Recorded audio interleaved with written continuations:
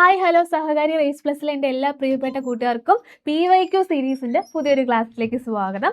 അപ്പോൾ എന്നത്തെയും പോലെ നമ്മൾ എന്ത് ചെയ്യാൻ പോവാണ്, പ്രീവിയസ് ഇയർ ക്വസ്റ്റ്യൻ പേപ്പേഴ്സ് ആണെന്ന് നോക്കുന്നത്. ഇന്ന് ഞാൻ നോക്കാൻ വേണ്ടി പോകുന്ന കോഡ് എന്ന് പറയുന്നത് 135/25 എന്നുള്ള കോഡാണ് ഞാനിന്ന് നോക്കാൻ വേണ്ടി പോകുന്നത്. ഓക്കെ, 135/25 എന്നുള്ള കോഡാണ് നമ്മൾ ഇന്ന് നോക്കാൻ വേണ്ടി പോകുന്ന ചോദ്യപേപ്പർ. ഓക്കെ, അപ്പോൾ നമുക്ക് നേരെ എന്ത് ചെയ്യാം, ക്ലാസ്സിലേക്ക് കടക്കാം.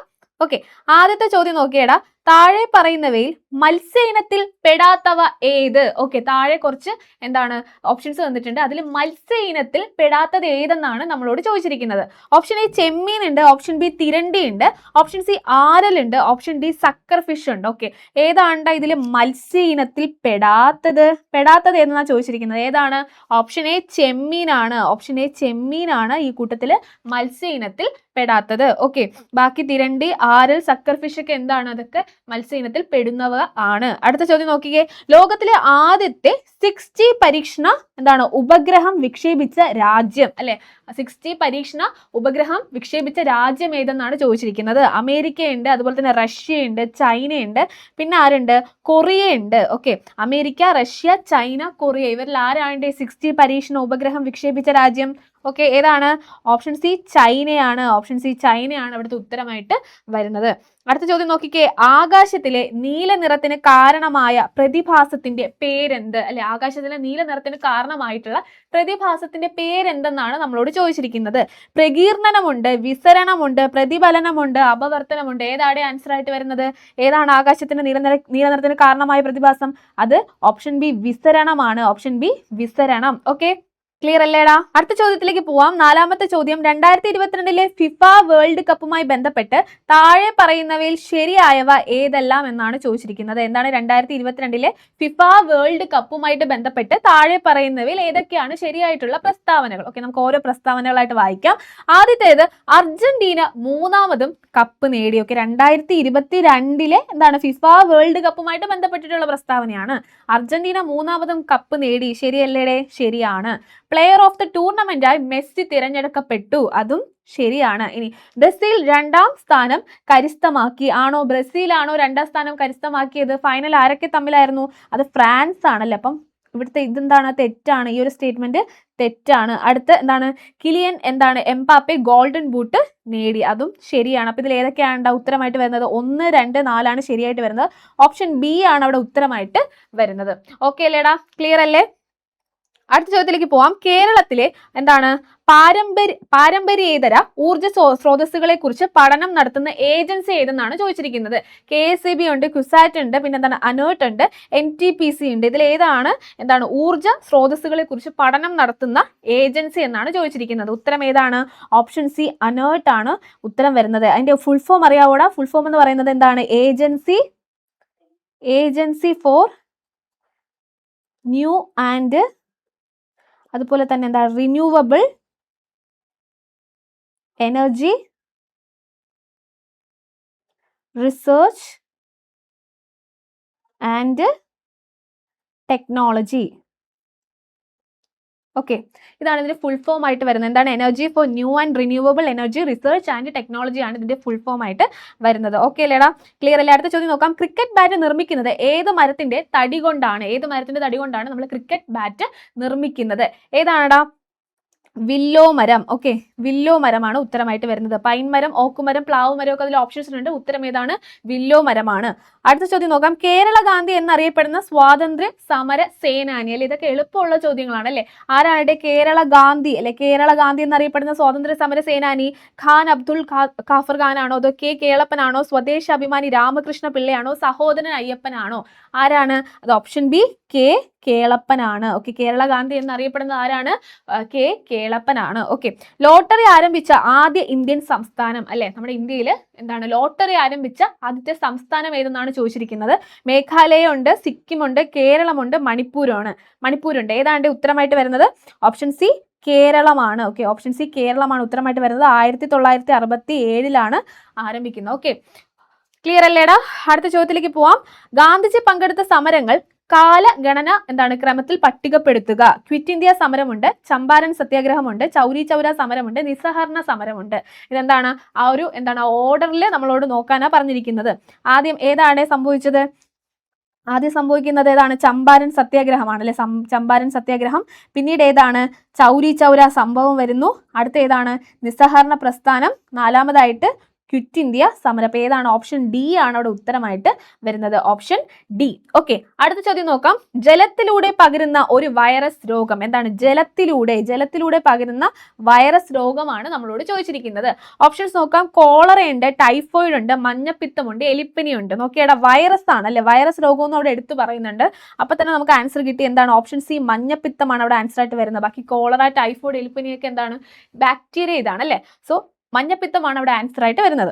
അടുത്ത ചോദ്യം നോക്കാം. ഉഷ്ണമേഖലയിൽ സ്ഥിതി ചെയ്യുന്ന സംസ്ഥാനം ഏതാണ്? ഹരിയാനയാണോ, ഗോവയാണോ, ജമ്മു കാശ്മീർ ആണോ, വെസ്റ്റ് ബംഗാൾ ആണോ? ഓക്കെ, ഉഷ്ണമേഖല അല്ലെ? ഉഷ്ണമേഖലയിൽ സ്ഥിതി ചെയ്യുന്ന സംസ്ഥാനമാണ് ഏതാണ്? ഓപ്ഷൻ ബി ഗോവയാണ് അവിടെ ഉത്തരമായിട്ട് വരുന്നത്. ഓക്കെ, അടുത്ത ചോദ്യത്തിലേക്ക് പോവാം. എന്താണ്?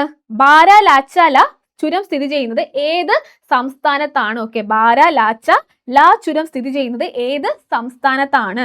ഹിമാചൽ പ്രദേശ് ഉണ്ട്, ജമ്മു കാശ്മീർ ഉണ്ട്, അരുണാചൽ പ്രദേശ് ഉണ്ട്, സിക്കിം ഉണ്ട്.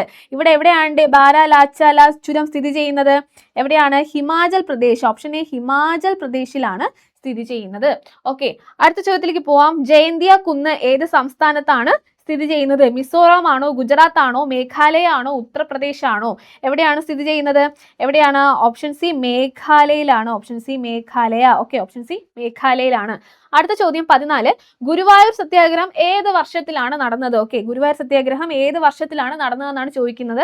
അതിൽ നോക്കിക്കേ, ഓപ്ഷൻസ് ഉണ്ട്. 1940 ഉണ്ട്, 1935 ഉണ്ട്, 1931 ഉണ്ട്, 1928 ഉണ്ട്. ഓക്കെ, ഗുരുവായൂർ സത്യാഗ്രഹം എന്നാണ് നടന്നത്? 1931 അല്ലെ? ക്ഷേത്ര പ്രവേശനത്തിന് വേണ്ടിയിട്ട് എന്താണ് നടന്നൊരു സത്യാഗ്രഹമാണ്. 1931 ഗുരുവായൂർ സത്യാഗ്രഹം നടക്കുന്നത്. ഓക്കെ, അടുത്ത ചോദ്യം നോക്കാം. ഇന്ത്യയുടെ ആദ്യത്തെ ആഭ്യന്തര വകുപ്പ് മന്ത്രി ആരായിരുന്നു എന്നാണ് ചോദിക്കുന്നത്. അബ്ദുൽ കലാം ആസാദ്, പിന്നെന്താണ്? ഭീംറാം രാംജി അംബേദ്കർ, സർദാർ വല്ലഭായ് പട്ടേൽ, ബൽദേവ് സിംഗ്. ഇതിൽ ആരാണടാ ഇന്ത്യയുടെ ആദ്യത്തെ ആഭ്യന്തര വകുപ്പ് മന്ത്രി? അത് സർദാർ വല്ലഭായ് പട്ടേൽ ആണ്. Option C Sardar Vallabhbhai Patel. Okay, option C Sardar Vallabhbhai Patel ആണ് അവിടെ ഉത്തരമായിട്ട് വരുന്നത്. അടുത്ത ചോദ്യം നോക്കാം. എന്താണ്? മഹാത്മാഗാന്ധി അല്ലെ? മഹാത്മാഗാന്ധി 1931 ആരംഭിച്ച മാസികയുടെ പേര്. ഓക്കെ, മാസികയുടെ പേര് എളുപ്പമുള്ള ചോദ്യമാണ് അല്ലെ? യങ് ഇന്ത്യ ആണോ, ദ ഒപ്പീനിയൻ ആണോ, ബംഗാൾ ഗസറ്റ് ആണോ, അൽ ഹിലാൽ ആണോ? ഇപ്പൊ തന്നെ നിങ്ങൾക്ക് ഉത്തരം കിട്ടിക്കാണും. എന്നാൽ എന്ത് ചെയ്യുക, പെട്ടെന്ന് കമന്റ് ചെയ്യുക. ഏതാണ് ഉത്തരമായിട്ട് വരുന്നത്? ഓപ്ഷൻ എ യങ് ഇന്ത്യ ആണ് ഉത്തരമായിട്ട് വരുന്നത്. Option A young India. Okay അല്ലേ? ക്ലിയർ അല്ലേടാ? അടുത്ത ചോദ്യത്തിലേക്ക് പോവാം. നിയമത്തിന്റെ മുന്നിൽ എല്ലാവരും തുല്യരാണ് എന്നത് ഭരണഘടനയുടെ ഏത് ആർട്ടിക്കിളിലാണ് പറയുന്നത്? ഓക്കെ, അടുത്ത് വേറൊരു എളുപ്പമുള്ള ചോദ്യമാണ് അല്ലേ? ഏത് ആർട്ടിക്കിളിന്റെ ഫ്രണ്ടിലാണ്? എന്താണ്? All are equal before the law അല്ലെ? നിയമത്തിന്റെ മുന്നിൽ എല്ലാവരും തുല്യരാണ്. ആർട്ടിക്കിൾ 19, ആർട്ടിക്കിൾ 14, ആർട്ടിക്കിൾ 5, ആർട്ടിക്കിൾ 3 അല്ലെ? നമ്മുടെ മൗലിക അവകാശങ്ങളിൽ വരുന്നതാണ്. ഏതാണ്? ഓപ്ഷൻ ബി ആർട്ടിക്കിൾ 14 എന്താണ്? നിയമത്തിന് മുന്നിൽ എല്ലാവരും തുല്യരാണ് എന്ന് പറയുന്നത്. അടുത്ത ചോദ്യം നോക്കാം. ഏത് വർഷത്തിലാണ് നെപ്പോളിയൻ ബോണപ്പാർട്ട് ഫ്രാൻസിന്റെ കിരീടധാരി ആയത്? നോക്കിക്കേ, 1896 1804 1815 1806 നോക്കിക്കേടാ, ഏത് വർഷത്തിലാണ് നെപ്പോളിയൻ ബോണപ്പാർട്ട് ഫ്രാൻസിന്റെ കിരീടധാരി ആയത്? അറിയാമെങ്കിൽ കമന്റ് ചെയ്തേ, പെട്ടെന്ന് കമന്റ് ചെയ്തേ. ഓപ്ഷൻ ബി 1804 അവിടെ ഉത്തരമായിട്ട് വരുന്നത്. അടുത്ത് കാർഡമം കുന്ന് ഏത് സംസ്ഥാനത്തിലാണ് സ്ഥിതി ചെയ്യുന്നത്? ഓക്കെ, കാർഡമം കുന്ന് ഏത് സംസ്ഥാനത്തിലാണ് സ്ഥിതി ചെയ്യുന്നതാണ് ചോദിച്ചിരിക്കുന്നത്. കേരളമാണോ, തമിഴ്നാടാണോ, മഹാരാഷ്ട്രയാണോ, ഹരിയാനയാണോ എന്നാണ് ചോദിച്ചിരിക്കുന്നത്. കാർഡമം കുന്ന് നോട്ട് ചെയ്യുക. അറിയില്ലെങ്കിൽ എന്ത് ചെയ്യുക, ഇപ്പൊ പഠിച്ചു പോവുക.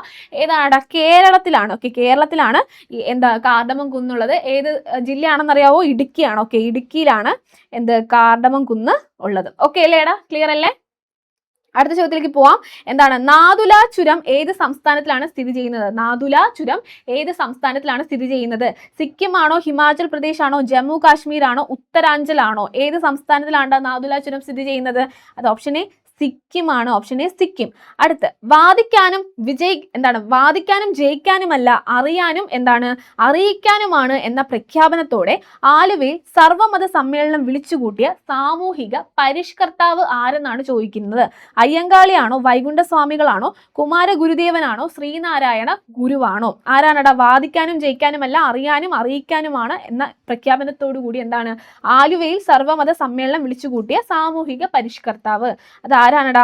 ശ്രീനാരായണ ഗുരുവാണ്. ശ്രീനാരായണ ഗുരു.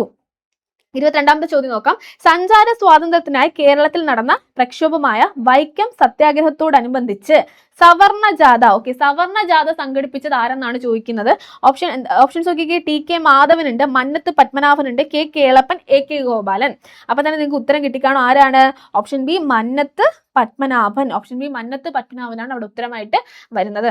അടുത്ത ചോദ്യത്തിലേക്ക് പോവാം. വടക്ക് കിഴക്കൻ ഇന്ത്യയിലെ ഏറ്റവും വലിയ ശുദ്ധജല തടാകമായ ലോക്താക്കിൽ സ്ഥിതി ചെയ്യുന്ന ചലിക്കുന്ന ദേശീയോദ്യാനം എന്താണ്? ചലിക്കുന്ന ദേശീയോദ്യാനം. അറിയാത്തവർ എന്ത് ചെയ്യും? ഇപ്പൊ തന്നെ പഠിച്ചു പോവാ. ചലിക്കുന്ന ദേശീയോദ്യാനം എവിടെയാണ്? ശുദ്ധജല തടാകമായ ലോക്താക്കിൽ സ്ഥിതി ചെയ്യുന്ന, നോക്കിക്കേ, എന്താണ്? കേബിൾ ലംജാവോ, എന്താണ്? ഡച്ചിഗാം, പിന്നെന്താണ്? ദീബ്രു, എന്താണ്? സെയ്ക്കോവ, ഹെമിസ്. ഓക്കെ, ഏതാണ് ഉത്തരമായിട്ട് വരുന്നത്? ഓപ്ഷൻ എ എന്താണ്? Cable Lamjao. Okay, cable Lamjao ആണ് അവിടെ ഉത്തരമായിട്ട് വരുന്നത്. അടുത്ത ചോദ്യം നോക്കാം. ദക്ഷിണേന്ത്യയിൽ പല്ലവരുടെ കാലത്ത് രൂപപ്പെട്ട ക്ഷേത്ര നിർമ്മാണ ശൈലി ഏത് പേരിൽ അറിയപ്പെടുന്നു? ആരുടെ കാലത്താണ്? പല്ലവരുടെ കാലത്ത് അല്ലെ ക്ഷേത്ര നിർമ്മാണ ശൈലിയാണ് അല്ലെ. നോക്കിക്കേ, കരോലഞ്ചിയൻ ശൈലിയാണോ, ഗോതിക് ശൈലിയാണോ, അതോ ദ്രാവിഡ ശൈലിയാണോ, അതോ എന്താണ് ബൈസാൻഡിയൻ ശൈലിയാണോ? ഏതാണ് ഉത്തരമായിട്ട് വരുന്നത്? ഓപ്ഷൻ സി ദ്രാവിഡ ശൈലിയാണ് നമ്മൾ എന്ത് പറയുന്നത്? പല്ലവരുടെ കാലത്ത് രൂപപ്പെട്ട ക്ഷേത്ര നിർമ്മാണ ശൈലി എന്ന പേരിൽ എന്ത് ചെയ്യുന്നത്? അറിയപ്പെടുന്നത്. അടുത്ത ചോദ്യം നോക്കാം. മടക്ക് പർവ്വതങ്ങളുടെ രൂപീകരണവുമായി ബന്ധപ്പെട്ട ശരിയായ പ്രസ്താവന അല്ലെ, ഇവിടെ കുറച്ച് പ്രസ്താവനകൾ തന്നിട്ടുണ്ട്. അതിൽ മടക്ക് പർവ്വതങ്ങളുടെ രൂപീകരണവുമായിട്ട് ബന്ധപ്പെട്ട് ശരിയായിട്ടുള്ള പ്രസ്താവനകൾ ഏതെന്നാണ് ചോദിച്ചിരിക്കുന്നത്. ഞാൻ ഓരോ പ്രസ്താവനകളായിട്ട് വായിക്കാം. സംയോജക സീമ ശിലാമണ്ഡല ഫലകങ്ങളുടെ സമ്മർദ്ദ ഫലമായി എന്ത് ചെയ്തു? ശിലാപാളികൾക്ക് വലനം സംഭവിച്ച് രൂപം കൊള്ളുന്നു. ശരിയല്ലേ? ഇത് ശരിയാണ്. അടുത്ത് നോക്കാം. വിയോജക സീമകളിൽ ശിലാമണ്ഡല ഫലകങ്ങളുടെ സമ്മർദ്ദ ഫലമായി ശിലാപാളികൾക്ക് വലനം സംഭവിച്ച് രൂപം കൊള്ളുന്നു. അത് തെറ്റല്ലേ? ആദ്യത്തേതല്ലേ ശരിയായിട്ട് വരുന്നത്? അടുത്ത് നോക്കാം. ഛേദക സീമകളിൽ ശിലാമണ്ഡല ഫലകങ്ങളുടെ സമ്മർദ്ദ ഫലമായി ശിലാപാളികൾക്ക് എന്താണ്? വലനം സംഭവിച്ച് രൂപം കൊള്ളുന്നു. ഇപ്പൊ ഇതിൽ ഏതാണ് കറക്റ്റ് ശരിയായിട്ട് വരുന്ന? ഏതാണ് ശരിയായിട്ട് വരുന്നത്? ഒന്ന് മാത്രമാണ് ശരിയായിട്ട് വരുന്നത്. അങ്ങനെ ഒരു ഓപ്ഷൻ ഉണ്ടോ? ഓപ്ഷൻ എ ഒന്ന് മാത്രം എന്നൊരു ഓപ്ഷൻ അവിടെ ഉണ്ട്. അപ്പൊ അതാണ് അവിടുത്തെ ഉത്തരമായിട്ട് വരുന്നത്. ഓക്കെ അല്ലേ? ക്ലിയർ അല്ലേ? അടുത്ത ചോദ്യം നോക്കാം. തൊഴിൽ പങ്കാളിത്തത്തിനും വരുമാനത്തിനുമുള്ള ലിംഗ പദവി വ്യത്യാസങ്ങളുടെ കാരണങ്ങളെ കുറിച്ച് എന്താണ് ഗവേഷണ പഠനം നടത്തുകയും 2023 സാമ്പത്തിക ശാസ്ത്രത്തിനുള്ള നൊബേൽ സമ്മാനം നേടുകയും ചെയ്ത വനിത ആര്? നോക്കിക്കേടാ. തൊഴിൽ പങ്കാളിത്തത്തിലും വരുമാനത്തിലുമുള്ള ലിംഗ പദവി വ്യത്യാസങ്ങളുടെ എന്താണ് അതിനെക്കുറിച്ച് എന്താണ് ഗവേഷണ പഠനം നടത്തുകയും 2023 എന്താണ് സാമ്പത്തിക ശാസ്ത്രത്തിനുള്ള നൊബേൽ സമ്മാനം 2023 ആർക്കാണ് കിട്ടിയത്? നോക്കിക്കേ. വാങ്കാരി മത്തായി ആണോ, ക്ലോഡിയ ഗോൾഡിൻ ആണോ, മദർ തെരേസ ആണോ, എസ്തർ സുഫ്ലോ ആണോ? ആർക്കാണ് കിട്ടിയത്? ക്ലോഡിയ ഗോൾഡിൻ ആണ്. അറിയില്ലെങ്കിൽ പഠിക്കുക. ആരാണ്? ക്ലോഡിയ ഗോൾഡിൻ ആണ് നൊബേൽ സമ്മാനം ലഭിച്ചത്. എന്തിനായിരുന്നു ലഭിച്ചത്? സാമ്പത്തിക ശാസ്ത്രത്തിനുള്ള നൊബേൽ സമ്മാനമാണ്. അടുത്ത ധാതുക്കളുടെ ഹൃദയഭൂമി എന്നറിയപ്പെടുന്ന പീഠഭൂമി എന്താണ്? ധാതുക്കളുടെ ഹൃദയഭൂമി എന്നറിയപ്പെടുന്ന പീഠഭൂമി ഏതെന്നാണ് ചോദിച്ചിരിക്കുന്നത്. നോക്കിക്കേ. ഡക്കാൻ പീഠഭൂമിയാണോ, മാൽവ പീഠഭൂമിയാണോ, ചോട്ടാ നാഗ്പൂർ പീഠഭൂമിയാണോ? ഇവയൊന്നുമല്ല. ഏതാണ് ഉത്തരമായിട്ട് വരുന്നത്? ഓപ്ഷൻ സി ചോട്ടാ നാഗ്പൂർ പീഠഭൂമി. അടുത്ത ചോദ്യം നോക്കാം. ചോളന്മാരുടെ എന്താണ് തലസ്ഥാനമായ തഞ്ചാവൂരിൽ സ്ഥിതി ചെയ്യുന്നതും യുനെസ്കോ ലോക പൈതൃക എന്താണ് കേന്ദ്രമായി പ്രഖ്യാപിച്ചിട്ടുള്ളതുമായ ലോക പ്രശസ്ത ക്ഷേത്രം ഏത്? നോക്കിക്കേ. ചോളന്മാരുടെ തലസ്ഥാനമായിട്ടുള്ള തഞ്ചാവൂരിലാണ് സ്ഥിതി ചെയ്യുന്നത്. പിന്നെ എന്താണ് യുനെസ്കോ ലോക പൈതൃക എന്താണ് കേന്ദ്രമായിട്ട് പ്രഖ്യാപിച്ചിട്ടുള്ളതുമായിട്ടുള്ള ലോക പ്രശസ്തമായിട്ടുള്ള ക്ഷേത്രമാണ് നമ്മളോട് ചോദിക്കുന്നത്. നോക്കിക്കേ. ബൃഹദീശ്വര ക്ഷേത്രമാണോ, കൈലാസ ക്ഷേത്രമാണോ, ദശാവതാര ക്ഷേത്രമാണോ, അതോ എന്താണ് മാമണ്ടൂർ എന്താണ് ഗുഹാക്ഷേത്രമാണോ എന്നാണ് ചോദിക്കുന്നത്. ഇപ്പൊ തന്നെ ഉത്തരം കിട്ടിക്കാരണം. ഏതാണ്ടാ? ബൃഹദീശ്വര ക്ഷേത്രമാണ് ഉത്തരമായിട്ട് വരുന്ന. ഓപ്ഷൻ എ ബൃഹദീശ്വര ക്ഷേത്രം. ഓക്കെ അല്ലേ? ക്ലിയർ അല്ലേ? അടുത്ത ചോദ്യത്തിലേക്ക് പോവാം. ദാരിദ്ര്യ ലഘൂകരണവും സ്ത്രീകളുടെ സാമ്പത്തിക ഉയർച്ചയും ലക്ഷ്യമിട്ട് 1998 മെയ് 17 ആരംഭിച്ച ദാരിദ്ര്യ നിർമ്മാർജ്ജന പദ്ധതി ഏതെന്നാണ് ചോദിക്കുന്നത്. ജീവനം പദ്ധതിയാണോ, കുടുംബശ്രീ ആണോ, വയോമിത്രമാണോ, ആശ്വാസ കിരണമാണോ? ഏതാണ്? ദാരിദ്ര്യ ലഘൂകരണം അതുപോലെ എന്താണ് സ്ത്രീകളുടെ സാമ്പത്തിക ഉയർച്ചയും ലക്ഷ്യമിട്ട് 1998 മെയ് 17 ആരംഭിച്ച ദാരിദ്ര്യ നിർമ്മാർജ്ജന പദ്ധതി. ജീവനം പദ്ധതി, കുടുംബശ്രീ, വയോമിത്രം അതുപോലെ തന്നെ ആശ്വാസ കിരണം. അത് ഏതാണ്ട്? കുടുംബശ്രീ ആണ്. ഓപ്ഷൻ ബി എന്താണ്? കുടുംബശ്രീ ആണ്. അടുത്ത് 1996 മാർച്ച് 14 നിലവിൽ വന്ന കേരള സംസ്ഥാന വനിതാ കമ്മീഷൻ അല്ല 1996 മാർച്ച് 14 നിലവിൽ വന്ന കേരള സംസ്ഥാന വനിതാ കമ്മീഷന്റെ ആദ്യ ചെയർപേഴ്സൺ ആയ കവിയത്രി ആര്? ഓക്കെ, ആരാണ്? സാറ ജോസഫ് ആണോ, KR മീര ആണോ, സുഗതകുമാരി ആണോ, ബാലാമണി അമ്മയാണോ? ആരാണ്ട് ഉത്തരമായിട്ട് വരുന്നത്? അത് ഓപ്ഷൻ സി സുഗതകുമാരിയാണ്. Option C Sugathakumari. അപ്പൊ ഈ ഒരു ക്വസ്റ്റ്യൻ അല്ലെ, പ്രീവിയസ് ഇയർ ക്വസ്റ്റ്യൻസ് നമ്മൾ പഠിക്കുന്നതിന്റെ ഒരു ഗുണം അല്ലെ, നിങ്ങൾ ഈ ഒരു ചോദ്യം പഠിക്കുമ്പോൾ നിങ്ങൾക്ക് അറിയില്ല എങ്കിൽ നിങ്ങൾ എന്താണ് ഒരുപാട് കാര്യങ്ങൾ ഇവിടുന്ന് പഠിക്കുന്നുണ്ട്. അതായത് 1996 മാർച്ച് 14 എന്താണ് നിലവിൽ വന്ന കേരള വനിതാ കമ്മീഷൻ അല്ലെ, രണ്ട് കാര്യം അവിടെ നിന്ന് പഠിച്ചു. ആദ്യ ചെയർപേഴ്സൺ ആയ കവയിത്രി ആരാണ്? സുഗതകുമാരി ആണ്. ഓക്കെ, ഒരു പ്രീവിയസ് ഇയർ ക്വസ്റ്റ്യൻ പഠിക്കുമ്പോൾ നിങ്ങൾക്ക് എന്തെല്ലാം കാര്യങ്ങൾ പഠിക്കാനായിട്ടും കൂടെ സാധിക്കും അല്ലെ. അടുത്ത് നോക്കിക്കേ, ഹൈക്കോടതികൾക്ക് റിട്ട് പുറപ്പെടുവിപ്പിക്കാൻ അധികാരം നൽകിയിട്ടുള്ള ഭരണഘടനാ വകുപ്പ് ഏതെന്നാണ് ചോദിക്കുന്നത്. അനുച്ഛേദം 226 ആണോ, അനുച്ഛേദം 32 ആണോ, അനുച്ഛേദം 40 ആണോ, അനുച്ഛേദം 51A ആണോ? ഹൈക്കോടതികൾക്ക് എന്താണ് റിട്ട് പുറപ്പെടുവിപ്പിക്കാൻ അധികാരം നൽകിയിട്ടുള്ള ഭരണഘടനാ വകുപ്പാണ്. അത് ഏതാണ്? ഓപ്ഷൻ എ എന്താണ്? അനുച്ഛേദം 226 ആണ് അവിടെ ഉത്തരമായിട്ട് വരുന്നത്. അടുത്ത ചോദ്യത്തിലേക്ക് പോവാം. ഇന്ത്യൻ ഭരണഘടനയുടെ ഏത് അനുച്ഛേദമാണ് നിയമത്തിന് മുമ്പിലുള്ള സമത്വം നൽകുന്നത്? നോക്കിക്കേ, അനുച്ഛേദം 24, അനുച്ഛേദം 14, അനുച്ഛേദം 17, അനുച്ഛേദം 22. ഇതേ ചോദ്യം നിങ്ങൾ വേറൊരു രീതിയിൽ എന്താണ് ഇതിനു മുമ്പ് നമ്മൾ വായിച്ചപ്പോൾ കണ്ടിട്ടുണ്ടായിരിക്കും. അവിടെ ചോദിച്ചത് എന്താണ്? ഈ പറഞ്ഞ സെയിം തന്നെയാണ്, നിയമത്തിന് മുമ്പിലുള്ള സമത്വം അല്ലെ, law all are equal before the law എന്ന് ഞാൻ അവിടെ പറഞ്ഞിട്ടുണ്ടായിരുന്നു. സെയിം ചോദ്യം തന്നെയാണ്. അപ്പോൾ ഉത്തരം ഏതാണ്ട് അനുച്ഛേദം 14 ആണ് അവിടെ ഉത്തരമായിട്ട് വരുന്നത്. അടുത്ത്, സർക്കാർ ഉദ്യോഗസ്ഥരോട് തങ്ങളുടെ കടമ നിർവഹിക്കാൻ നിർബന്ധിക്കുന്ന റിട്ട് ഏതെന്നാണ് ചോദിക്കുന്നത്. നോക്കിക്കേ, പ്രൊഹിബിഷൻ ആണോ, എന്താണ് സേർഷ്യറി ആണോ, മാൻഡമസ് ആണോ, ഹേബിയസ് കോർപ്പസ് ആണോ? ഏതാണ്? അത് ഓപ്ഷൻ സി മാൻഡമസ് ആണ്. മാൻഡമസ് അല്ലെ, സർക്കാർ ഉദ്യോഗസ്ഥരോട് തങ്ങളുടെ കടമ നിർവഹിക്കാൻ പറയുന്നത് ഏതാണ്? മാൻഡമസ് ആണ്. അടുത്ത ചോദ്യം, ഇന്ത്യൻ എന്താണ് മൗലിക കടമ അല്ലെ, ഇന്ത്യൻ മൗലിക കടമകൾ ഉൾപ്പെടുത്താൻ ശുപാർശ ചെയ്ത കമ്മിറ്റി. ഇന്ത്യൻ മൗലിക കടമകൾ ഉൾപ്പെടുത്താൻ ശുപാർശ ചെയ്ത കമ്മിറ്റിയാണ് ചോദിക്കുന്നത്.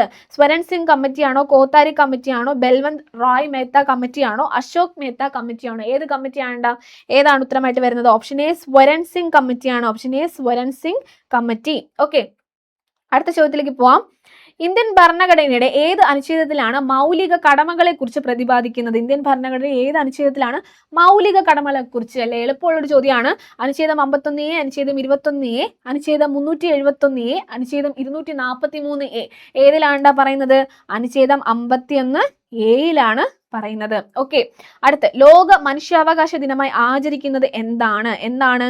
ജനുവരി 10 ആണോ, അതോ ഡിസംബർ 10 ആണോ, ഒക്ടോബർ 24, സെപ്റ്റംബർ 5? ഇതിൽ എന്നാണ് മനുഷ്യാവകാശ ദിനം അല്ലെ, ലോക മനുഷ്യാവകാശ ദിനമായി ആചരിക്കുന്നത്?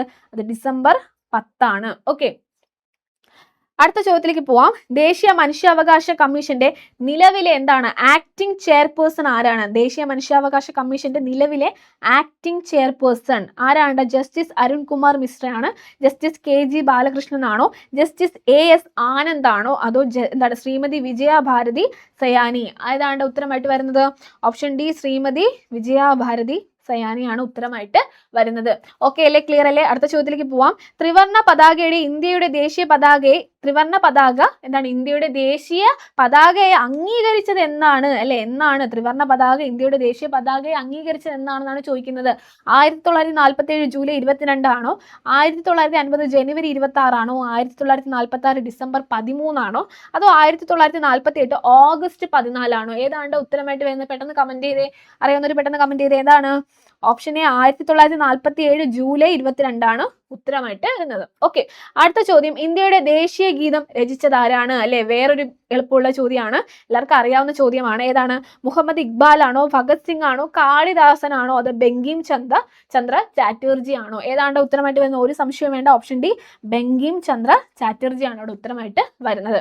അടുത്തത്, രവീന്ദ്രനാഥ ടാഗോർ ബംഗാളിൽ സ്ഥാപിച്ച സർവകലാശാലയുടെ പേരെന്താണ്? നളന്ദയാണോ, വിശ്വഭാരതി ആണോ, ഭാരതിയാർ ആണോ, അതോ ലൈസിയം ആണോ?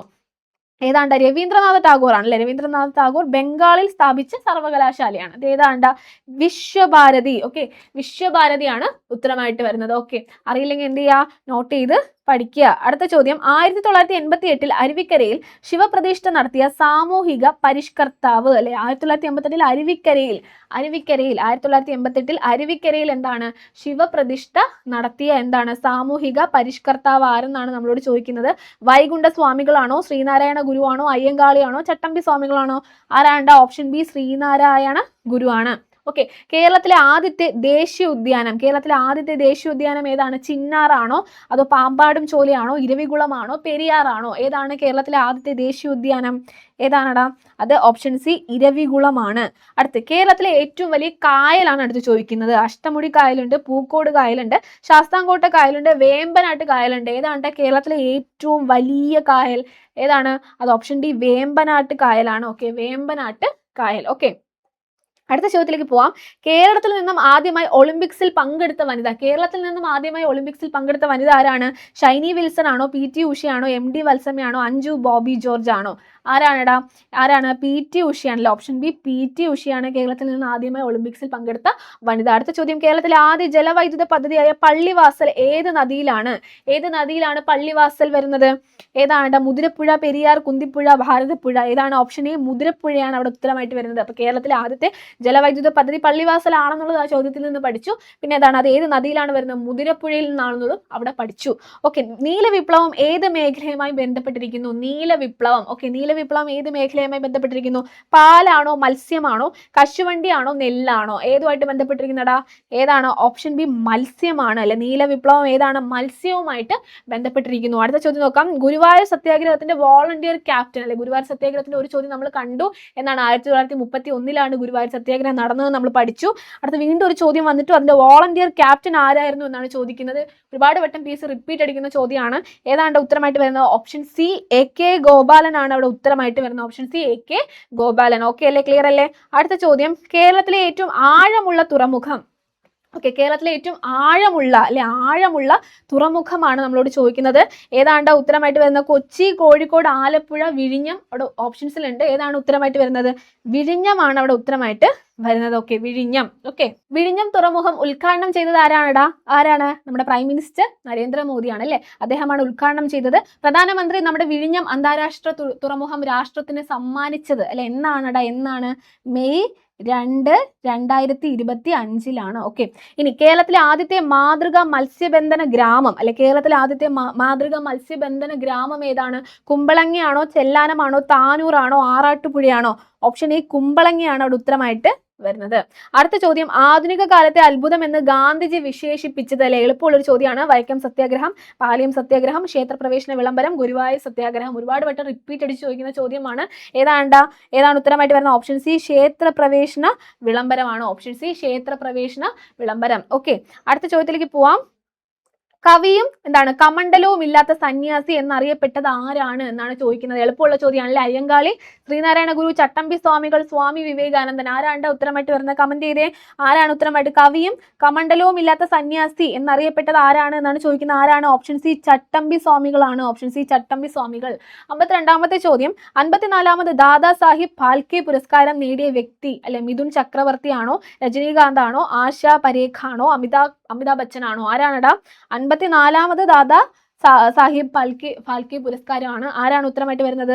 ഓപ്ഷൻ എ മിഥുൻ ചക്രവർത്തി ആണ് ഉത്തരമായിട്ട് വരുന്നത്. ഓപ്ഷൻ എ മിഥുൻ ചക്രവർത്തി. ഓക്കെ, അടുത്ത ചോദ്യം, ഇംഗ്ലീഷ് ഈസ്റ്റ് ഇന്ത്യ കമ്പനിക്കെതിരെ നടന്ന കേരളത്തിലെ ആദ്യത്തെ സംഘടിത കലാപം. ഇംഗ്ലീഷ് ഈസ്റ്റ് ഇന്ത്യ കമ്പനിക്കെതിരെ നടന്ന കേരളത്തിലെ ആദ്യത്തെ സംഘടിത കലാപമാണ്. പഴശ്ശി കലാപമാണോ, മലബാർ കലാപമാണോ, പിന്നെ കല്ലുമാല സമരമാണോ, അത് ആറ്റിങ്ങൽ കലാപമാണോ? ഏതാണ് ഉത്തരമായിട്ട് വരുന്നത്? ഓപ്ഷൻ ഡി ആറ്റിങ്ങൽ കലാപമാണ് അല്ലെ. 1721 നടന്ന ആറ്റിങ്ങൽ കലാപമാണ് അവിടുത്തെ ഉത്തരമായിട്ട് വരുന്നത്. ഓക്കെ, അടുത്ത ചോദ്യം, പൊയ്കയിൽ യോഹന്നാനുമായി ബന്ധപ്പെട്ട് താഴെ പറയുന്നവയിൽ ശരിയായ പ്രസ്താവനകൾ അല്ലെ ഏതെല്ലാം ആണെന്നാണ് ചോദിച്ചിരിക്കുന്നത്. ആലപ്പുഴ ജില്ലയിലെ കൈനക്കരിയിൽ ജനിച്ചു. ആണോ? ആലപ്പുഴ ജില്ലയിലാണോ അദ്ദേഹം ജനിച്ചത്? അല്ല, ഇരവിപുരമാണ് അല്ലെ. ഇരവിപുരമാണ് അദ്ദേഹം ജനിച്ചത്. അപ്പൊ ഇതെന്താണ്? തെറ്റാണ്. കുമാരഗുരുദേവൻ എന്ന പേരിൽ അറിയപ്പെട്ടു. ശരിയാണ്. ഇനി ജ്ഞാന പീയൂഷം എന്ന പ്രാർത്ഥനാ പുസ്തകം മാന്നാനം പ്രസിൽ അടിച്ചിറക്കി. തെറ്റ്. അടുത്തെന്താണ്? അയിത്ത ജാതിക്കാർക്കായി തിരുവിതാംകൂറിൽ സർക്കാർ അനുമതിയോടെ ആദ്യത്തെ ഇംഗ്ലീഷ് വിദ്യാലയം തുടങ്ങി. അപ്പൊ ഇതും ശരിയാണ്. അപ്പൊ ഏതാണ്ട് ഉത്തരമായിട്ട് വരുന്നത്? ഏതാണ്? ഓപ്ഷൻ ബി ആണല്ലോ. ഓപ്ഷൻ സി ആണ് അവിടെ ഉത്തരമായിട്ട് വരുന്നത്. ഓപ്ഷൻ സി ആണ് അവിടുത്തെ ഉത്തരമായിട്ട് വരുന്നത്. അടുത്ത ചോദ്യം, ഇന്ത്യയുടെ രണ്ടാമത്തെ ആണവോർജ ബാലിസ്റ്റിക് അന്തർവാഹിനി ഏതെന്നാണ് ചോദിക്കുന്നത്.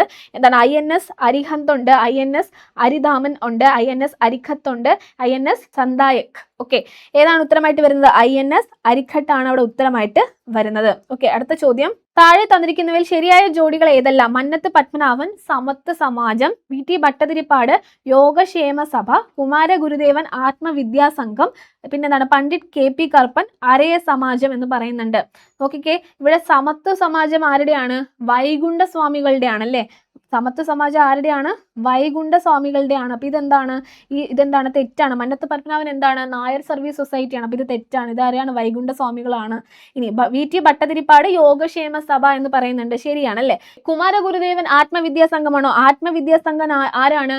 വാഗ്ഭടാനന്ദനാണ്. ഓക്കെ, അപ്പൊ ഇതും എന്താണ്? തെറ്റാണ്. ഇനി എന്താണ്? പണ്ഡിറ്റ് KP കറുപ്പൻ, അരയ സമാജം. ശരിയാണ്. അപ്പൊ ഏതൊക്കെയാണ് ഇതിലും ശരിയായിട്ട് വരുന്നത്? 2ഉം 4ഉം. ഓപ്ഷൻ ബി 2ഉം 4ഉം ആണ് അവിടെ എന്തായിട്ട് വരുന്നത്? ശരിയായിട്ട് വരുന്നത്. ഓക്കെ അല്ലേടാ? ക്ലിയർ അല്ലേ? അടുത്ത ചോദ്യത്തിലേക്ക് പോവാം. ജാതി മതദ്വേഷം ഏതുമില്ലാതെ സർവരും എന്താണ് സോദരത്വേന വാഴുന്ന മാതൃകാ സ്ഥാനമാണിത് എന്ന് ശ്രീനാരായണ ഗുരു രേഖപ്പെടുത്തിയത് എവിടെ? അല്ലേ? അദ്വൈതാശ്രമമാണോ? ശിവഗിരി മഠമാണോ? ആനന്ദവല്ലീശ്വരി ക്ഷേത്രമാണോ? അരുവിപ്പുറം ക്ഷേത്രമാണോ? ഏതാണ്? ഓപ്ഷൻ ഡി അരുവിപ്പുറം ക്ഷേത്രമാണ് അവിടെ ഉത്തരമായിട്ട് വരുന്നത്. ഓക്കെ, അടുത്ത ചോദ്യത്തിലേക്ക് പോവാം. ഉപ്പ് സത്യാഗ്രഹത്തിന്റെ ഭാഗമായി കേരളത്തിൽ ആദ്യമായി ഉപ്പുകുറുക്കൽ സമരം നടന്ന സ്ഥലമാണ് ചോദിക്കുന്നത്. പയ്യന്നൂർ ആണോ? കോഴിക്കോടാണോ? ആലുവയാണോ? അതോ തിരുവനന്തപുരമാണോ? എവിടെയാണ് ഉപ്പ് സത്യാഗ്രഹത്തിന്റെ ഭാഗമായി കേരളത്തിൽ ആദ്യമായി ഉപ്പുകുറുക്കൽ സമരം നടന്നത്? അത് ഓപ്ഷൻ എ പയ്യന്നൂർ ആണ്. Option A Payyanur. അടുത്ത ചോദ്യം. സ്വാതന്ത്ര്യാനന്തരം എന്താണ് ഒരു ഒളിമ്പിക്സിൽ ഇന്ത്യക്കായി 2 മെഡലുകൾ നേടുന്ന ആദ്യ താരം? എന്താണ്? ഇന്ത്യക്കായിട്ട് എന്താണ് 2 മെഡലുകൾ നേടുന്ന ആദ്യ താരമാണ് ഒരു ഒളിമ്പിക്സിൽ. ആരാണ്ട? നീരജ് ചോപ്രയാണോ? മനു ഭാക്കർ ആണോ? PR ശ്രീജേഷ് ആണോ?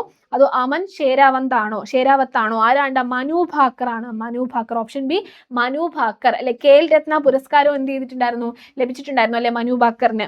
ഇനി കേരളത്തിലെ മദൻ മോഹൻ മാളവ്യ എന്നും ഭാരത കേസരി എന്നും അറിയപ്പെടുന്ന സാമൂഹ്യ പരിഷ്കർത്താവ് എന്തൊക്കെയാണ്? മദൻ മോഹൻ മാളവ്യ, അതുപോലെ തന്നെ ഭാരത കേസരി എന്നൊക്കെ അറിയപ്പെടുന്ന എന്താണ് സാമൂഹ്യ പരിഷ്കർത്താവ് ആരെന്നാണ് ചോദിക്കുന്നത്. കേളപ്പനുണ്ട്, ശ്രീനാരായണ ഗുരുവുണ്ട്, മന്നത്ത് പത്മനാഭനുണ്ട്, AK ഗോപാലനുണ്ട്. ആരാണ് ഉത്തരമായിട്ട് വരുന്നത്? ഓപ്ഷൻ സി മന്നത്ത് പത്മനാഭനാണ് അവിടെ ഉത്തരമായിട്ട് വരുന്നത്. ഓക്കെ, അടുത്ത ചോദ്യം. താഴെ തന്നിരിക്കുന്നവയിൽ ഏത് സസ്യ വിഭാഗത്തിൽ പെടുന്നതാണ് റിക്സിയ? ഓക്കെ, റിക്സിയ എന്നുള്ളത് ഏത് സസ്യ വിഭാഗത്തിൽ പെടുന്നു എന്നാണ് നമ്മളോട് ചോദിക്കുന്നത്. ആൽഗെ ആണോ? ബ്രയോഫൈറ്റ ആണോ? പിന്നെന്താണ് ജിംനോസ്പേംസ് ആണോ? അതോ ടെറിഡോഫൈറ്റ ആണോ? ഏതിലാണ്? ബ്രയോഫൈറ്റ.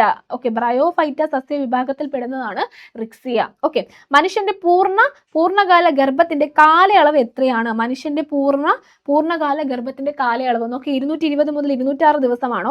275 മുതൽ 295 ദിവസമാണോ? 270 മുതൽ 280 ദിവസമാണോ? 280 മുതൽ 290 ദിവസമാണോ? ഏതാണ്ട് ഉത്തരമായിട്ട് വരുന്നത്? ഓപ്ഷൻ സി 270 മുതൽ 280 ദിവസം എന്നുള്ളതാണ്. അടുത്ത ചോദ്യത്തിലേക്ക് പോവാം. തന്മാത്ര തലത്തിൽ ജീവികളെ തിരിച്ചറിഞ്ഞ് വർഗീകരിക്കുന്ന സാങ്കേതിക വിദ്യ ഏത് പേരിൽ അറിയപ്പെടുന്നു എന്നാണ് നമ്മളോട് ചോദിക്കുന്നത്. നോക്കിക്കേ, DNA ബാർകോഡിംഗ് ആണോ? DNA ഫിംഗർ പ്രിന്റിംഗ് ആണോ? DNA ഇന്റർഫറൻസ് ആണോ? ജനിതകം എഞ്ചിനീയറിംഗ് ആണോ? ജനിതക എഞ്ചിനീയറിംഗ്.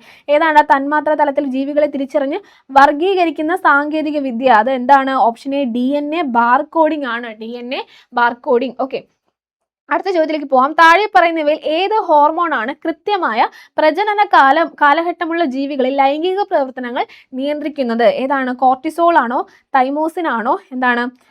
അൾഡോസ്റ്റിറോൺ ആണോ? മെലാറ്റോണിൻ ആണോ? ഓപ്ഷൻ ഡി മെലാറ്റോണിൻ ആണ് അവിടെ ഉത്തരമായിട്ട് വരുന്നത്. ഓക്കെ, അടുത്ത ചോദ്യം. താഴെ തന്നിരിക്കുന്നവയിൽ മനുഷ്യനിൽ സെർവിക്കൽ ക്യാൻസർ, സെർവിക്കൽ ക്യാൻസറിന് കാരണമാകുന്ന വൈറസ് ഏതെന്നാണ് ചോദിക്കുന്നത്. നോക്കിക്കേ, ഹ്യൂമൻ ഇമ്മ്യൂണോ ഡെഫിഷ്യൻസി വൈറസ് ആണോ? അതോ ടുബാക്കോ മൊസൈക് വൈറസ് ആണോ? ഹ്യൂമൻ പാപ്പിലോമ വൈറസ് ആണോ? അതോ ഹെപ്പറ്റൈറ്റിസ് B വൈറസ് ആണോ? താഴെ തന്നിരിക്കുന്നവയിൽ സെർവിക്കൽ ക്യാൻസർ ആണല്ലേ. ഹ്യൂമൻ പാപ്പിലോമ വൈറസ് ആണ്. Okay, human papilloma virus. Okay, കേരളത്തെ അംഗപരിമിത സൗഹാർദ്ദ സംസ്ഥാനം ആക്കുക എന്ന ലക്ഷ്യത്തോടെ ആരംഭിച്ച ആരോഗ്യക്ഷേമ പരിപാടി ഏതെന്നാണ് ചോദിച്ചിരുന്നത്. കേരളത്തെ അംഗപരിമിത സൗഹാർദ്ദ സംസ്ഥാനമാക്കുക അല്ലെ, അംഗപരിമിത സൗഹാർദ്ദ സംസ്ഥാനം അല്ലെ, അതിന് ആരംഭിച്ച ആരോഗ്യക്ഷേമ പരിപാടി ഏത്? നോക്കിക്കേ, ഭൂമികയാണോ? മഴവില്ലാണോ? അനുയാത്രയാണോ? അതുപോലെ തന്നെ നിസർഗയാണോ? ഓപ്ഷൻ സി അനുയാത്രയാണ് അവിടെ ഉത്തരമായിട്ട് വരുന്നത്. ഓക്കെ അല്ലേടാ? ക്ലിയർ അല്ലേ? അടുത്ത ചോദ്യം. ഡയോക്സിനുമായി ബന്ധപ്പെട്ട പ്രസ്താവനകൾ പരിശോധിച്ച് ചുവടെ നൽകിയിരിക്കുന്നവയിൽ നിന്നും ശരിയുത്തരം തിരഞ്ഞെടുക്കുക. വിഷാംശമുള്ളതും പരിസ്ഥിതി മലിനീകരണം ഉണ്ടാക്കുന്നതുമായ രാസവസ്തുവാണ് ഡയോക്സിൻ എന്ന് പറയുന്നുണ്ട്. അത് ശരിയാണോ? അത് ശരിയാണ്. ഇനി കൊഴുപ്പ് കലകളിൽ എന്താണ്? കൊഴുപ്പ് കലകളിൽ എന്താണ്? സംഭരിക്കപ്പെടുന്നു. കൊഴുപ്പ് കലകളിൽ സംഭരിക്കപ്പെടുന്നു. ശരിയാണ്. ഇനി വ്യാവസായിക പ്രക്രിയകളുടെ ഉൽപ്പന്നങ്ങൾ എന്താണ്? ഉപോൽപ്പന്നങ്ങൾ ആണിവ. അതും എന്താണ്? ശരിയാണ്. ഇനി എന്താണ്? മനുഷ്യരിൽ ഹോർമോൺ വ്യവസ്ഥയ്ക്ക് തകരാറുണ്ടാക്കുന്നതിനും ക്യാൻസറിനും കാരണമാകുന്നുണ്ട് എന്ത്? ഡയോക്സിൻ. അപ്പൊ അതും എന്താണ്? ശരിയാണ്. അപ്പൊ എല്ലാ പ്രസ്താവനകളും ശരി എന്നുള്ള ഒരു ഓപ്ഷൻ ഏതാണ്? ഓപ്ഷൻ ഡി ആണ് അവിടെ ഉത്തരമായിട്ട് വരുന്നത്. ഓക്കെ, ഡയോക്സിനുമായിട്ട് ബന്ധപ്പെട്ട പ്രസ്താവനകൾ അല്ലെ ശരി ഉത്തരം തിരഞ്ഞെടുക്കുക എന്നാണ് നമ്മളോട് പറഞ്ഞിരിക്കുന്നത്. ഓക്കെ, ശരിയല്ലേടാ? ഓക്കെ, ക്ലിയർ ആയെന്ന് വിചാരിക്കുന്നു. 68ാമത്തെ ചോദ്യം, താഴെ തന്നിരിക്കുന്നവയിൽ കേരള കാർഷിക സർവകലാശാല വികസിപ്പിച്ചെടുത്ത ഗുണമേന്മയുള്ള കൂണിനമാണ്. ഓക്കെ, കേരള കാർഷിക സർവകലാശാല എന്താണ്? വികസിപ്പിച്ചെടുത്ത എന്താണ്? കൂണിനമാണ്. ഗുണമേന്മയുള്ള കൂണിന്റെ ഇനമാണ് ചോദിക്കുന്നത്. നോക്കി, ഭീമയാണോ, വിജയാണോ, സ്വാതിയാണോ, PV3 ആണോ? ഏതാണ്ട് ഉത്തരമായിട്ട് വരുന്നത്? ഓപ്ഷൻ എ ഭീമയാണ് ഉത്തരമായിട്ട് വരുന്നത്. ഓക്കെ, അസ്ഥികളുടെ ശരിയായ വളർച്ചയ്ക്കും കേടുപാടുകൾ പരിഹരിക്കുന്നതിനും സഹായകമായ സവിശേഷ കോശങ്ങൾ ചുവടെ നൽകിയിരിക്കുന്നവയിൽ നിന്നും കണ്ടെത്തുക. ഓക്കെ, അസ്ഥികളുടെ ശരിയായ വളർച്ച അതുപോലെ കേടുപാടുകൾ പരിഹരിക്കുന്നതിനും സഹായകമായ കോശങ്ങൾ സവിശേഷ കോശങ്ങൾ ഏതാണെന്നാണ് ചോദിച്ചിരിക്കുന്നത്. ന്യൂട്രോഫില്ലുകളാണോ, അത് എന്താണ്? ഒഡന്റോബാസ്റ്റുകളാണോ, അതോ ഓസ്റ്റിയോബ്ലാസ്റ്റുകളാണോ, അതോ എന്താണ്? കോൺട്രോസൈറ്റുകളാണോ? ഏതാണ്ട് ഉത്തരമായിട്ട് വരുന്നത്? ഓപ്ഷൻ സി ഓസ്റ്റിയോബ്ലാസ്റ്റുകളാണ് അവിടെ ഉത്തരമായിട്ട് വരുന്നത്. അടുത്ത്, വിറ്റാമിൻ B12 അപര്യാപ്തത മൂലം ഉണ്ടാകുന്ന രോഗം വിറ്റാമിൻ B12 ആണ്. സ്കർവി ആണോ, ബെറിബറി ആണോ, അതോ മെഗലോബ്ലാസ്റ്റിക് അനീമിയ ആണോ, ഓസ്റ്റിയോപോറോസിസ് ആണോ? ഏതാണ്ട് ഉത്തരമായിട്ട് വരുന്നത്? വിറ്റാമിൻ B12 ആണ്. പെട്ടെന്ന് കമന്റ് ചെയ്ത് ഏതാണ്? Option C megaloblastic anaemia. Option C megaloblastic anaemia. Okay അല്ലേ? അടുത്ത ചോദ്യത്തിലേക്ക് പോവാം. 72, ഹൈഡ്രജൻ ഓക്സിജൻ ഫ്യൂവൽ സെല്ലിൽ വൈദ്യുതി ഉൽപ്പാദിപ്പിക്കുന്നതിനോടൊപ്പം ലഭിക്കുന്ന ഉൽപ്പന്നം ഉപോൽപ്പന്നമാണ് ചോദിച്ചിരിക്കുന്നത്. ഹൈഡ്രജൻ ഓക്സിജൻ ഫ്യൂവൽ സെല്ലിൽ വൈദ്യുതി ഉൽപ്പാദിപ്പിക്കുന്നതിനോടൊപ്പം ലഭിക്കുന്ന ഉപോൽപ്പന്നം ഏതെന്നാണ് ചോദിച്ചിരിക്കുന്നത്. കാർബൺ ഡൈ ഓക്സൈഡ് ആണോ, ഹൈഡ്രജൻ പെറോക്സൈഡ് ആണോ, ജലമാണോ, മീഥേൻ ആണോ? ഏതാണ് ഉത്തരമായിട്ട് വരുന്നത്? ഓപ്ഷൻ സി ജലമാണ് നമുക്ക് അവിടെ ലഭിക്കുന്ന ഉപോൽപ്പന്നം. ഓക്കെ, അടുത്ത്, 6 കിലോഗ്രാം മാസുള്ള ഒരു വസ്തുവിനെ ഭൂമിയുടെ കേന്ദ്രത്തിൽ നിന്നും ഉപരിതലത്തിലേക്കും അവിടെ നിന്ന് ചന്ദ്രന്റെ ഉപരിതലത്തിലേക്കും കൊണ്ടുപോകുന്നു. ഓക്കെ, വസ്തുവിന്റെ മാസിൽ ഉണ്ടാകുന്ന വ്യത്യാസമാണ് ചോദിച്ചിരിക്കുന്നത്. നോക്കി, 6 കിലോഗ്രാം മാസുള്ള ഒരു വസ്തുവിനെ ഭൂമിയുടെ കേന്ദ്രത്തിൽ നിന്നും ഉപരിതലത്തിലേക്കും അവിടെ നിന്ന് ചന്ദ്രന്റെ ഉപരിതലത്തിലേക്കും കൊണ്ടുപോകുന്നു. വസ്തുവിന്റെ മാസിൽ ഉണ്ടാകുന്ന വ്യത്യാസം എന്ത്? നോക്കിക്കേ, ഭൂകേന്ദ്രത്തിൽ 0, ഭൂമിയുടെ ഉപരിതലത്തിൽ എന്താണ്? 6 കിലോഗ്രാം, ചന്ദ്രന്റെ ഉപരിതലത്തിൽ എന്താണ്? 1 കിലോഗ്രാം എന്ന് പറയുന്നുണ്ട്. ഇനി ഭൂകേന്ദ്രത്തിൽ 0, ഭൂമിയുടെ ഉപരിതലത്തിലും ചന്ദ്രന്റെ ഉപരിതലത്തിൽ എത്രയാണ്? 6 ആണ് അല്ലെ? ഭൂകേന്ദ്രത്തിൽ 6 കിലോഗ്രാം, ഭൂമിയുടെ ഉപരിതലത്തിൽ 6 കിലോഗ്രാമിൽ കൂടുതൽ, ചന്ദ്രന്റെ ഉപരിതലത്തിൽ 6 കിലോഗ്രാമിൽ കുറവ്. എല്ലായിടത്തും 6 കിലോഗ്രാം.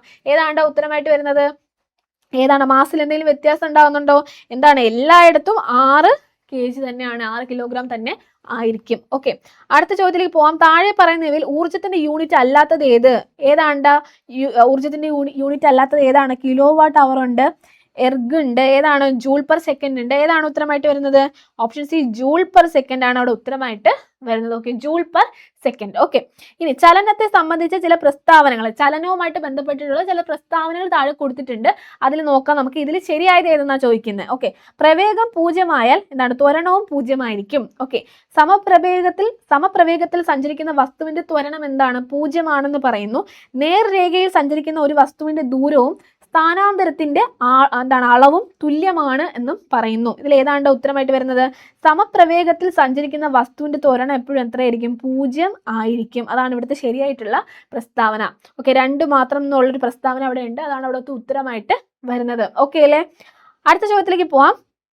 പ്രകാശരശ്മി ഒരു മാധ്യമത്തിൽ നിന്നും മറ്റൊരു മാധ്യമത്തിലേക്ക് കടക്കുമ്പോൾ അപവർത്തനം സംഭവിക്കാത്ത ചില സാഹചര്യങ്ങൾ താഴെ പറയുന്നു. നോക്കിക്കേ, മാധ്യമങ്ങളുടെ പ്രകാശിക സാന്ദ്രത തുല്യമായാൽ എന്താണ്? പ്രകാശരശ്മി മാധ്യമങ്ങളുടെ വിഭജന തലത്തിൽ ലംബമായി പതിച്ചാൽ 2 മാധ്യമങ്ങൾക്കും ഒരേ അപവർത്തനാങ്കം ആയാൽ ഇവയിൽ ശരിയായവ ഏതെന്നാണ് ഇവിടെ ചോദിച്ചിരിക്കുന്നത്.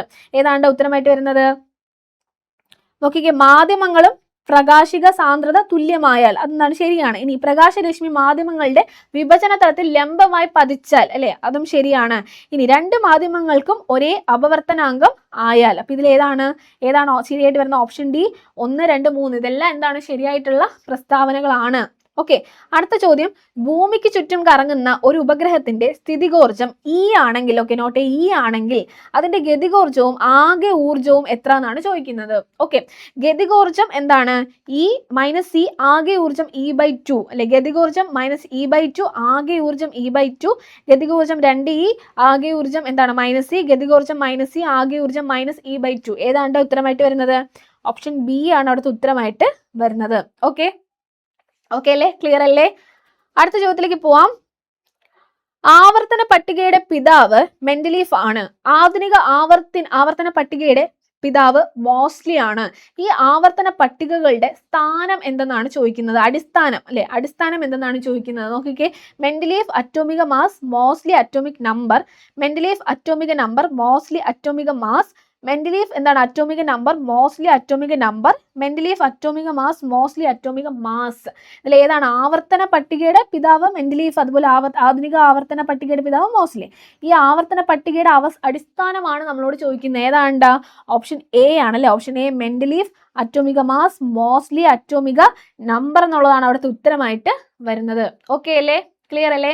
അടുത്ത ചോദ്യം നോക്കിക്കേ, താഴെ പറയുന്നവയിൽ ഏത് അയിരിനെയാണ് ശക്തമായി ചൂടാക്കി ലോഹം വേർതിരിക്കുന്നത്? ഇതിൽ ഏത് അയിരിനെ ചൂടാക്കിയാണ് ശക്തമായിട്ടുള്ള ലോഹം വേർതിരിക്കാവുന്നത്? ലോഹം നമുക്ക് വേർതിരിച്ചെടുക്കാൻ പറ്റുന്നത് ഇതിൽ ഏത് അയിരിനെ ചൂടാക്കുമ്പോഴാണ്? എന്താണ്? ഡോളമൈറ്റ് ആണോ, കലാമിൻ ആണോ, സിന്നബർ ആണോ, ബോക്സൈറ്റ് ആണോ? ഏതാണ് ഉത്തരമായിട്ട് വരുന്നത്? പെട്ടെന്ന് കമന്റ് ചെയ്തേ. ഓപ്ഷൻ സി, സിന്നബാർ ആണ് അവിടുത്തെ ഉത്തരമായിട്ട് വരുന്നത്. ഓക്കെ, സിന്നബാർ ആണ് അവിടുത്തെ ഉത്തരമായിട്ട് വരുന്നത്. ഓക്കെ അല്ലേടാ, ക്ലിയർ അല്ലേ? അപ്പോൾ ഇന്നത്തെ ഈ ഒരു PYQ സെക്ഷൻ നിങ്ങൾക്ക് മനസ്സിലായെന്ന് വിചാരിക്കുന്നു. എന്താണ്, വളരെ എളുപ്പമുള്ളൊരു ചോദ്യപേപ്പറാണ്. എന്താണ്, 10th ലെവൽ വരുന്ന ഒരു ചോദ്യപേപ്പറാണ്. നിങ്ങൾക്ക് മനസ്സിലായെന്ന് വിചാരിക്കുന്നു. നമുക്ക് എന്താണ്, ബേസിക് ആയിട്ട് നമുക്ക് അറിയാവുന്ന കാര്യങ്ങൾ വെച്ചിട്ടുള്ള ചോദ്യങ്ങളാണ് ഇതിനകത്ത് ഉള്ളത്. ഒരുപാട് പാടുള്ള ക്വസ്റ്റ്യൻസ് ഒക്കെ എന്താണ്, വളരെ കുറവാണ്. അപ്പോൾ നിങ്ങൾക്ക് മനസ്സിലായെന്ന് വിചാരിക്കുന്നു. നിങ്ങൾക്ക് അറ്റൻഡ് ചെയ്യാൻ പറ്റിയെന്ന് വിചാരിക്കുന്നു. ഓക്കെ, അപ്പോൾ എല്ലാവർക്കും നല്ലൊരു ദിവസം നേരുന്നു. വീണ്ടും എന്താണ്, വേറൊരു PYQ സീരീസ് ആയിട്ട് കാണുന്നവരെ എല്ലാവർക്കും താങ്ക് യു.